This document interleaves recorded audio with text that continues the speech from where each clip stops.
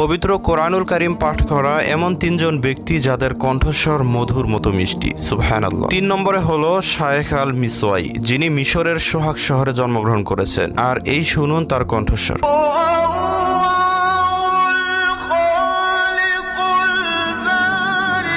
দ্বিতীয় নম্বরে হলো মোহাম্মদ খলিল আল হুসাইরি, তিনি 1917 সালে মিশরের কায়রোতে জন্মগ্রহণ করেন। আর এটি হলো তার কণ্ঠস্বর।